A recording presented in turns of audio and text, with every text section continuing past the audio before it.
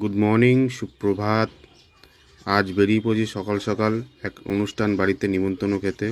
গন্তব্যস্থল হচ্ছে আরামবাগ থেকে নন্দনপুর। তাই ড্রেস ফ্রেস পরে রিক্সা স্টেশনে চলে এসেছি ট্রেন ধরবো বলে। ট্রেনে উঠেও পড়েছি। এবারে আরামবাগের ভিউটা আপনাদের দেখাচ্ছি, যে চারিদিকে সবুজ আর সবুজ, শুধু মাঠ আর মাঠ।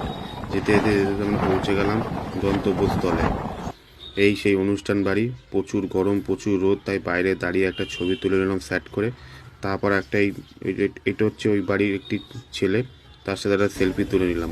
মজার বিষয় হচ্ছে বন্ধুরা, এই দেখতে পাচ্ছ একটা বট গাছের মধ্যে দিয়ে একটা খেজুর গাছ উঠেছে।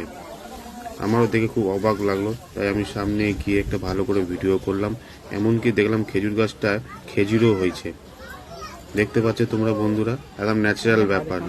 বট গাছের মধ্যে দিয়ে খেজুর গাছ উঠেছে। এবার দেখা যাচ্ছে আপনাদের মাটির বাড়ি, মাটির ঘর, যাকে এক কথায় বলা হয়। পুরো ন্যাচারাল একদম মাটি দিয়ে তৈরি করেছে, দোতলা ঘর। আর ভিডিওটা দেখতে দেখতে মনে করে কিন্তু লাইক আর শেয়ার সাবস্ক্রাইব করে দেবে কিন্তু বন্ধুরা।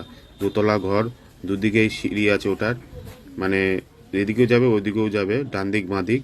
তাই তোমাদের ডান দিকেও দেখাচ্ছি ভেতরে ঘরটা। দেখে নাও ভেতরে ঘরটা একদম পুরো ন্যাচারাল মাটির ঘর। মনে হবে যে সিমেন্ট দিয়ে তৈরি, কিন্তু না, মাটিরই তৈরি। নমস্কার।